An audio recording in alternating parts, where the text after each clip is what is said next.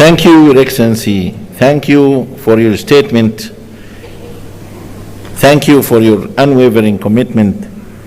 Thank you for dedication towards Africa's peace, development, and unity. Thank you very much. I will now have the honor to invite His Excellency António Guterres, Secretary General of the United Nations, to deliver his statement. Your Excellency.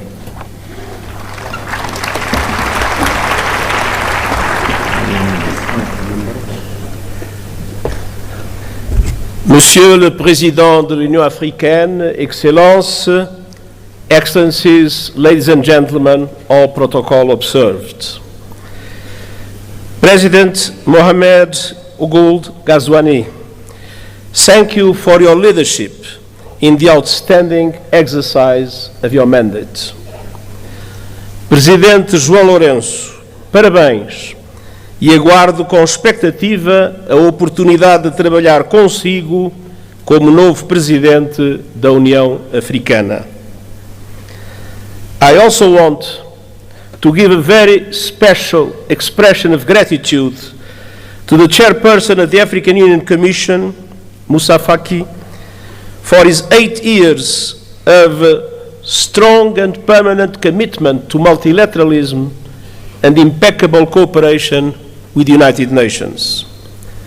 Cher Moussa,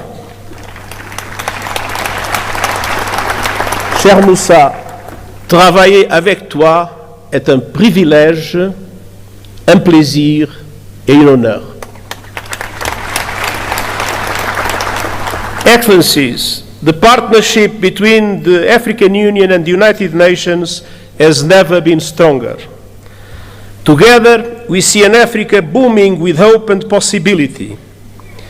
You have a booming, enterprising population, including the largest number of young people in the world.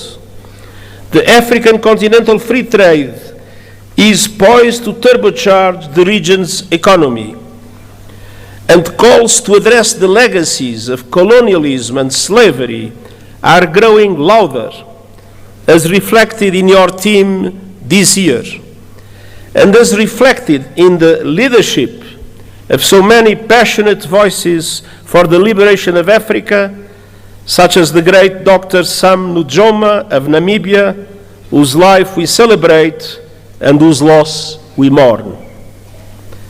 The world must never forget that Africa is the victim of 2 colossal and compounded injustices.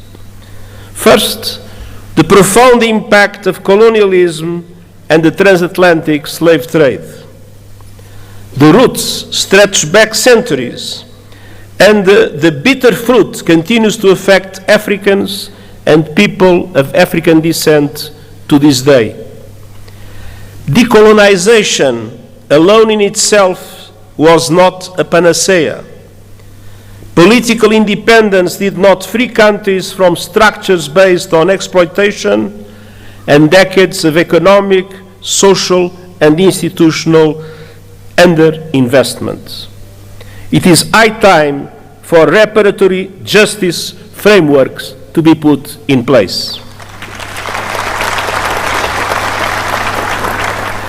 Second, Africa was under colonial domination when today's multilateral system was created, and that injustice endures. Look no further than the United Nations Security Council. There is no excuse that Africa still lacks permanent representation in the 21st century. I will keep working with the African Union and all member states to ensure the representation Africa needs and the justice you deserve, including with 2 permanent members of the Security Council. And we will keep pressing together for an international financial architecture that is no longer outdated, dysfunctional, and unfair. Correcting age-old injustices is essential to address here and now challenges. And the good news is that we have many of the solutions we need. Last year, you helped drive that effort at the United Nations with the Pact for the Future. And I thank Africa for its support that was vital to approve the Pact. Our task now is to make those commitments a reality. South Africa's G20 chairmanship could not come at a better time. Let me point to 4 areas for action. First, we must push for peace, security, and alleviating appalling levels of human suffering. Sudan is being torn apart before our eyes and is now home to the world's largest displacement crisis and famine. As we near the holy months of Ramadan, it is time for an immediate cessation of hostilities. And the international community must come together to stop the flow of weapons and the bankrolling of bloodshed. In the Democratic Republic of the Congolese people have been suffering yet again from a brutal cycle of violence. And the fighting that is raging in South Kivu as a result of the continuation of the M23 offensive threatens to push the entire region over the precipice. Regional escalation must be avoided at all costs. There is no military solution. The deadlock must end, the dialogue must begin, and the sovereignty and territorial integrity of the DRC must be respected. The conclusions of the recent joint EAC-SADC summit offer a way forward, with a renewed call for an immediate ceasefire and new momentum for regional efforts based on the Luanda and Nairobi processes. Now is the time for swift implementation. And you can count on the continued support of the United Nations, including MONUSCO. In the Sahel, the clear and present threat of terrorism is undermining peace, security, and sustainable development. And in Somalia, we are urging predictable funding for the African Union support and stabilization mission, and I hope that our voice will be heard by the Security Council. And as we gather here in Africa, I know all our minds are also very much on Gaza. A resumption of hostilities must be avoided at all costs. The Palestinian people have suffered too much. I welcome efforts by the parties to abide by the ceasefire agreement and urge action for a permanent ceasefire and the release of all hostages. Peace is possible in the Middle East, and that starts with tangible, irreversible, and permanent progress towards the two-state solution, Israel and Palestine, living side by side in peace and security. Excellencies, on all fronts, we stand shoulder to shoulder with the African Union to advance security, stability, human rights, and rule of law. Excellencies, second, we must keep working together to deliver the AU 2063 agenda and the 2030 agenda for sustainable development and drive action on finance. African countries pay up to 8 times more to borrow than developed countries, and 20 are in or at risk of debt distress. The Pact for the Future supports an international financial architecture reform to reflect today's economy, ensuring fair representation and urging effective action on debt relief. And I will stand with Africa as a matter of justice and to right the historic wrongs. Excellencies, third, the climate crisis.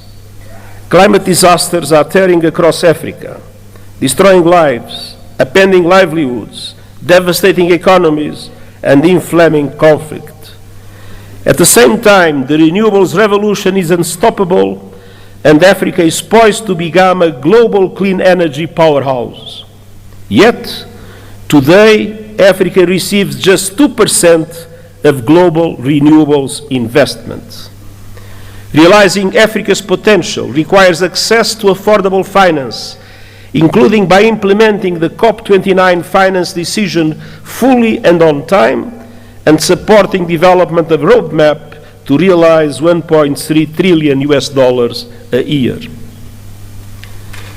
Excellencies, Africa has contributed little to the climate crisis, yet is paying the price with record droughts, floods, and heat.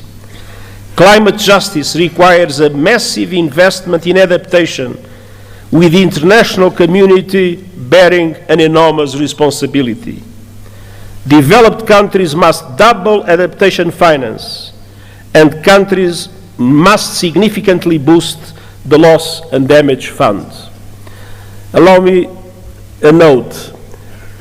When the loss and damage fund was created, the pledging conference that took place has allowed for an amount that is equivalent at the highest contract for a basketball player in the United States.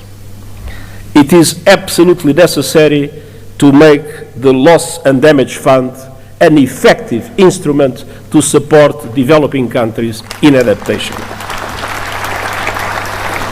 And we also need justice when it comes to your abundant critical minerals. Too often, your countries are plundered, bound to the bottom of value chains as others grow rich on your resources. The work of the United Nations Panel on Critical Energy Transition Minerals is designed to help embed justice, sustainability, and human rights across the value chain.